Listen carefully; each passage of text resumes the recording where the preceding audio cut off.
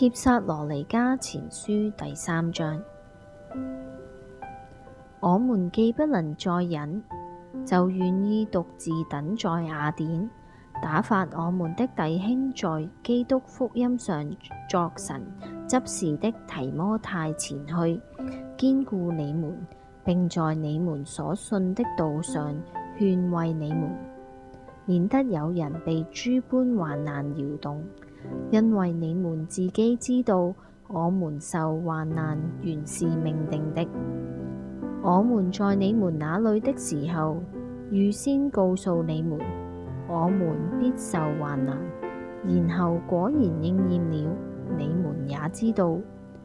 為此，我既不能再忍，就打發人去，要曉得你們的信心如何。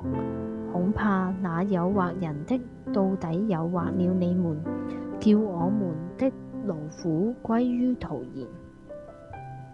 但提摩太剛才從你們那裏回來，將你們信心和愛心的好消息報給我們，又說你們常常紀念我們，切切地想見我們，如同我們想見你們一樣。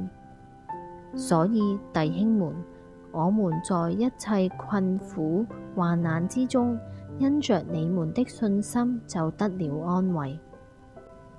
你們若靠主站立得穩，我們就活了。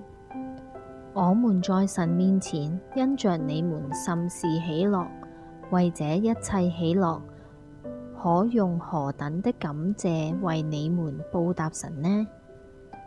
我們晝夜切切地祈求，要見你們的面，補滿你們信心的不足。願神我們的父和我們的主耶穌一直引領我們到你們那裏去。又願主叫你們彼此相愛的心，並愛眾人的心都能增長充足，如同我們愛你們一樣，好使你們當我們主耶穌同他眾聖徒來的時候，在我們父神面前，心裏堅固，成為聖潔，無可責備。